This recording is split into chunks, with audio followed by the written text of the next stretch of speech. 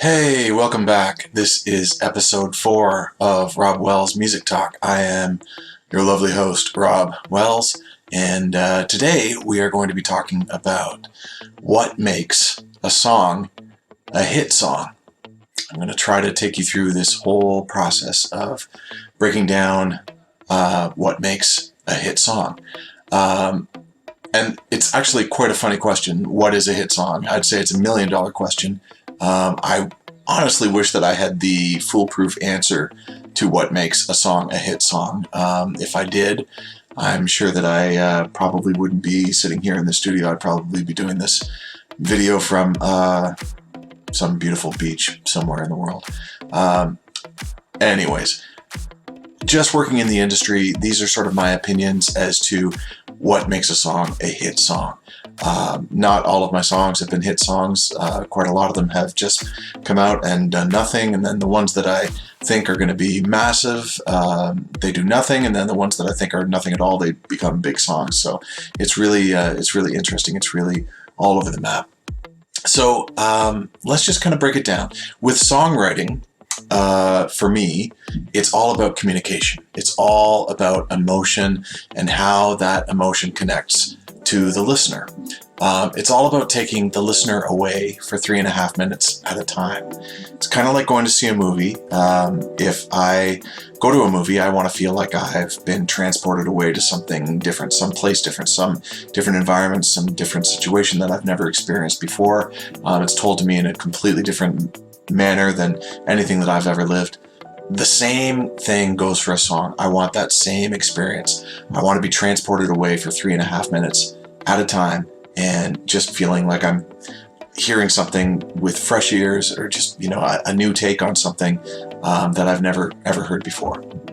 So it's all about communication. It's all about making me feel something, reaching in, ripping my heart out, all of that. I'm just looking for a song experience like that, a musical experience. Music is the soundtrack to your life. It can make or break your day. It can change your emotional state instantly. If you're a songwriter and you've achieved those things, where you're making or breaking someone's day after they listen to it, or it's changing their emotional state, or they're really feeling something from it, then I think that you've got yourself a great, great song. Now, there's many different ways to achieve that emotion and the communication and all of that. So what we're going to do right now is we're going to break down a little bit, and we're going to take a song and sort of dissect it and show you what are all the elements that make up a hit song. Now, before I do that, we're going to talk about what makes a song. What makes a song? There's a few different things. First and foremost, we have lyrics. Lyrics, although sometimes songs are instrumental. Following that, we have melody. After that, we have music or chordal arrangement. After that, we have the performance, or the artist performance, or the instrumental performance, just depending on what type of song it is. After that, we have elements that can be referred to as hooks, whether it's ear candy, a vocal ad-lib that repeats, a musical stab, the kick drum playing a certain pattern, etc., etc. And last but not least, we have dynamics. Dynamics meaning highs and lows, climbs and falls, peaks and valleys. Now, what makes a song a great song or a hit song? Let's go back and dissect a song again. So we're going to go back to lyrics, but this time lyrics that are uniquely describing situations or emotions, and yet are universal enough for the whole world to understand. That's huge. Melody that is dead simple, yet absolutely unique. Music or chordal arrangement or track that literally strikes all the right chords and supports what's happening in lyric land. Performance that makes me believe that the singer is emotionally connected to what they are singing. Hook after hook after hook after hook after hook after hook after hook. Not just one hook, but multiple hooks. And then finally, amazing dynamics. I literally want to climb a mountain with every song. I want to feel that initial climb and then reaching the peak and then tapering off at the end. So first we're going to start off with lyrics. I absolutely love lyrics, but I need to say right out, right here, between you and me. I am not a great lyricist. I never have been. I realized pretty late in the game that lyrics weren't my area of expertise. I can write lyrics when I have to, when I'm with an artist where it's just the two of us and the artist is not really coming through lyrically. I can definitely come through. But I've been so fortunate and blessed to work with amazing lyricists. I'm now pretty much the musical guy or the producer or track person in the writing situation. But don't get me wrong, I love great lyrics and I know great lyrics when I read them. I just don't know how to make them completely myself. My favorite lyricist, man, I have so many, but definitely the one that comes to mind first and foremost is Neil Finn from Crowded House and Split Enz and solo career fame, and he's just such a brilliant lyricist, so amazing. He's currently touring with Fleetwood Mac, replacing Lindsey Buckingham, and yeah, he's amazing. If you ever get a chance to listen to Neil Finn, please go and do that. The first thing I'm going to dive into with lyrics is the title. For me, title is king or title is queen. Title is at the top of the pile for importance. For me, a title should stand out. It should make you want to know more about the song without giving it away. Some great examples of great titles: Heartbreak Hotel, ABC, Heard It Through the Grapevine, Staying Alive, Love is a Battlefield, Scenes from an Italian Restaurant, Strawberry Fields Forever, Hella Good, Bust a Move, Bring the Noise, Dangerously in Love, Call Me Maybe, Hotline Bling.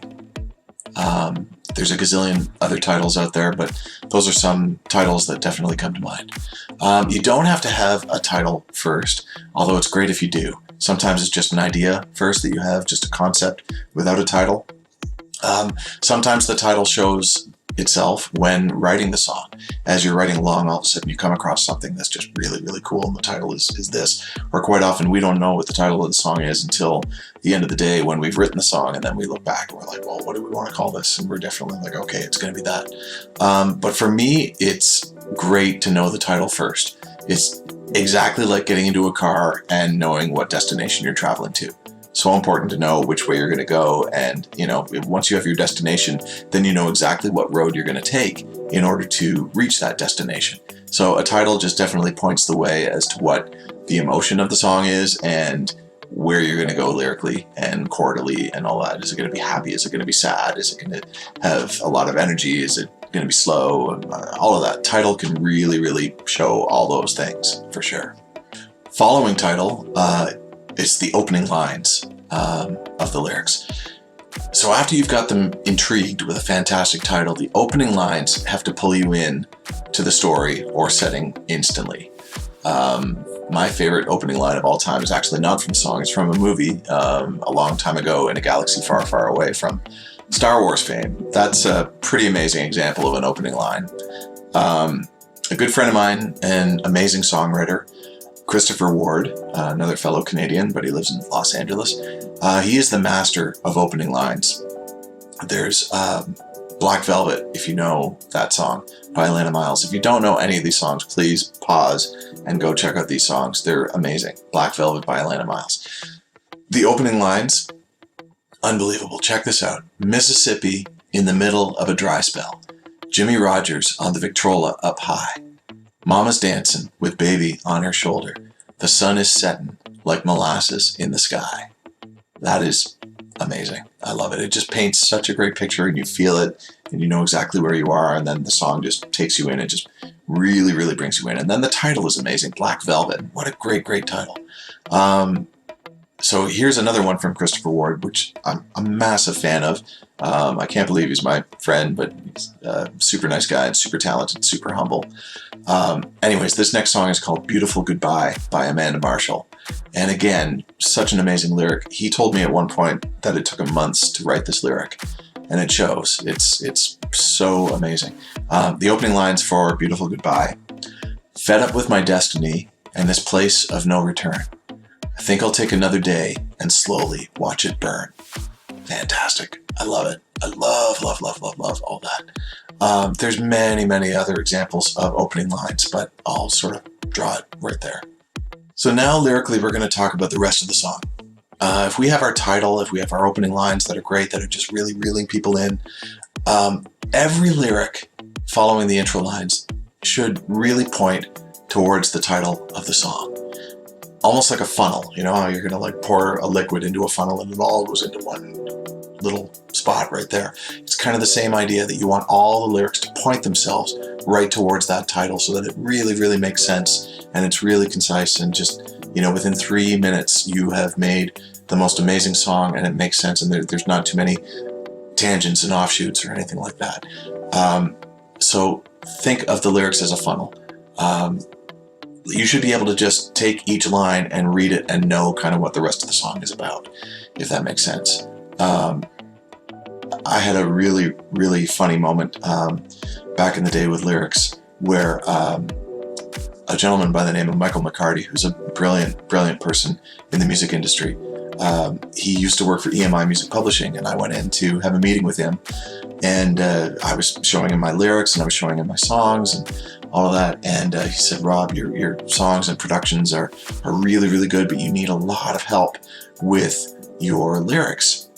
There's just too much information happening in here, and you only have a small amount of time in which to convey a message, in which to make people feel something." And he said, "I want you to think about this thing where your song is just going to be called Party. Just imagine the song is called Party, and that's it. So here's how I want verse 1 to go. Verse 1, I'm going to the party. Here are the drinks that I'm going to bring to the party. Here's the way that I'm going to dress to the party. Here comes the chorus. Party, party, party, party, party, party." Verse 2, here's the people that I meet at the party. Here's the way that I'm dancing at the party. Here's the way that I fall flat on my butt at the party. Chorus 2, party, party, party, party, party. Bridge. Oh man, this is the best party I've ever been to in my life. Ah, it's insane. And then last chorus, party. And that's it, done.